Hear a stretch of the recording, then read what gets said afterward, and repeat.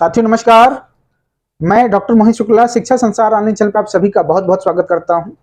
आज मैं कोई स्ट्रेटजी वीडियो लेकर नहीं आया, ना ही कोई इन्फॉर्मेटिव वीडियो लाया हूं। आज मैं सिर्फ और सिर्फ आपसे बातचीत करने आया हूं। कमेंट सेक्शन में आपके द्वारा बार बार कुछ सवाल पूछे जाते हैं। जैसे आप लोग पूछते हैं कि सर सेल्फ स्टडी करें या कोचिंग कर लें सिलेक्शन के लिए।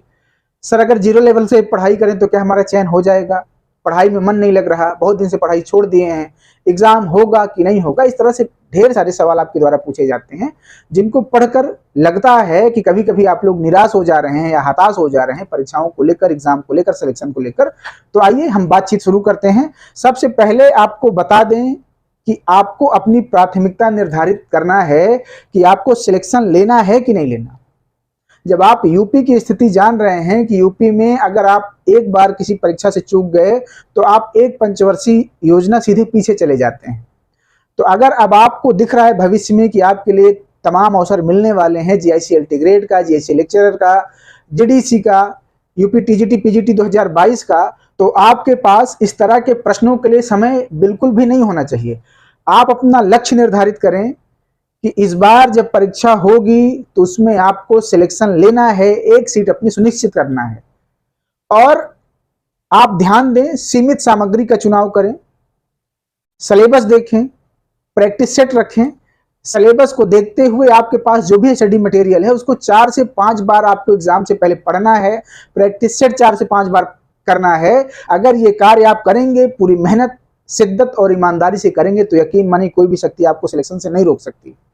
आप कितनी भी बड़ी कोचिंग में पढ़ लें, कितना अच्छा स्टडी मटेरियल रख लें, लेकिन जब तक आप खुद से मेहनत नहीं करेंगे, कोचिंग के अतिरिक्त एफर्ट नहीं डालेंगे, तब तक आपका सिलेक्शन हो पाना कठिन रहेगा। इसलिए इस तरह के बातों में अपना समय जाया करने के बजाय, बेवजह तनाव लेने के बजाय, इस समय आपको एकदम सकारात्मक सोच रखते हुए, अपना लक्ष्य निर्धारित करते हुए दिन रात उसके लिए आपको मेहनत करना है। दूसरी बात आपको बता दें कि अब आपको सकारात्मक सोच रखना है, नकारात्मक लोगों से बचना है। आपके आसपास बहुत सारे नकारात्मक लोग होंगे, आपकी मित्र मंडली में बहुत सारे नकारात्मक व्यक्ति होंगे जो दिन भर रोते रहते होंगे परीक्षा को लेकर, एग्जाम को लेकर, सिलेक्शन को लेकर, पढ़ाई को लेकर। ऐसे लोगों से बचें।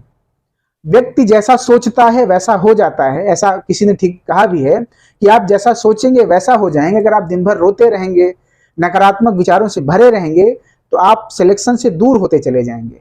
आप अपना लक्ष्य निर्धारित करें और आप ये सोचें कि इस बार की जो परीक्षा है, आपकी आखिरी परीक्षा, इसके बाद आप दोबारा परीक्षा में नहीं बैठेंगे। इस बार आपको सिलेक्शन ले लेना है और पूरी ईमानदारी के साथ मेहनत करें। आपका सिलेक्शन क्यों नहीं होगा? ध्यान रखें, अगले जो 4-5 महीने हैं वो आपके जीवन के लिए निर्णायक सिद्ध होने वाले हैं।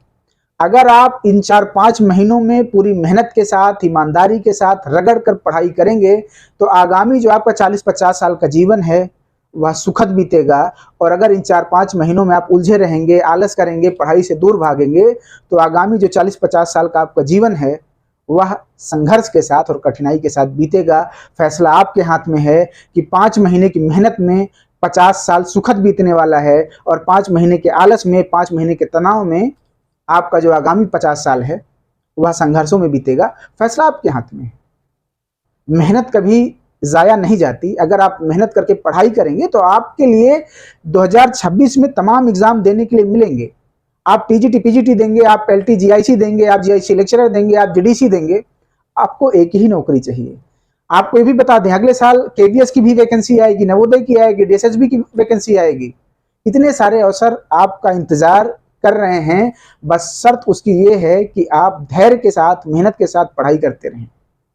साथियों, यहाँ ये भी स्पष्ट कर दें कि न्यूज़पेपर के माध्यम से आप लोगों को किसी भी परीक्षा की भीड़ का पता चलता होगा कि एलटी ग्रेड के लिए 7 लाख ओटीआर हो गया, 8 लाख ओटीआर हो गया, 15 लाख के आसपास फॉर्म पड़ेगा।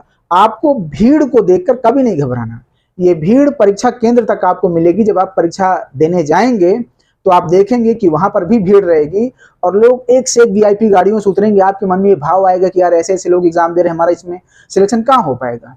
लेकिन ध्यान रखें, जितना फॉर्म पड़ता है, चाहे 15 लाख पड़े, चाहे 20 लाख पड़े, चाहे 10 लाख पड़े, उसमें से मात्र और मात्र 10% कैंडिडेट ही सीरियस पढ़ाई करते हैं। बाकी लोग फॉर्म आ गया, फॉर्म भर दिए हैं, कुछ लोग परीक्षा देने के लिए सोचते हैं, कुछ लोग मन ही मन गिल्ट का एहसास करते हैं कि हम तैयारी नहीं कर पा रहे।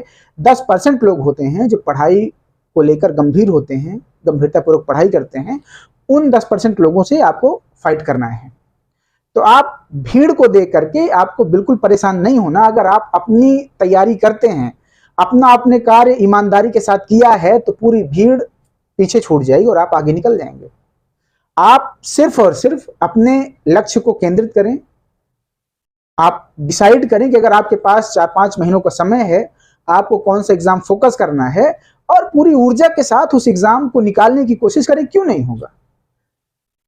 यह भी आपको ध्यान रखना है कि जिस एग्जाम को पास करने के लिए जितनी मेहनत की आवश्यकता है, उतना अगर मेहनत आप नहीं करेंगे तो आपका सिलेक्शन कठिन हो जाएगा लेना। तो ईमानदारी के साथ मेहनत करें, पढ़ाई करें। कुछ लोग पढ़ाई का ढोंग करते हैं कि हम पढ़ाई कर रहे हैं। ये चीजें नहीं करनी। ईमानदारी से किताब लीजिए, जो भी आपके सिलेबस को कवर कर रही हो उसको 4-5 बार पढ़िए। प्रैक्टिस सेट 4-5 बार हल करिए, इतना हल करिए कि प्रैक्टिस सेट आपको रट जाए। और उसके बाद आप जब एग्जाम में अपीयर होंगे तो आप देखेंगे कि आपको स्वतः लगेगा कि आपका सिलेक्शन हो रहा है।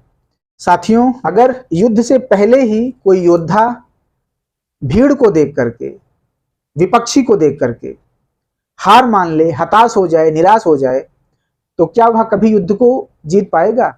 अगर वह विपक्ष से, विरोधियों से मजबूत स्थिति में होगा और मन ही मन हार जाएगा, तब वह युद्ध कभी नहीं जीत सकता। इसलिए अपने आप को मजबूत बनाएं।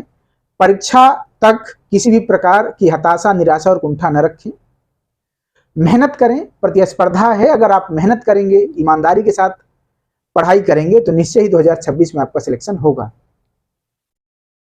बस आपको सकारात्मक सोच के साथ लगातार मेहनत करते रहना है। 2026 आपके लिए स्वर्णिम अवसर लेकर के आएगा।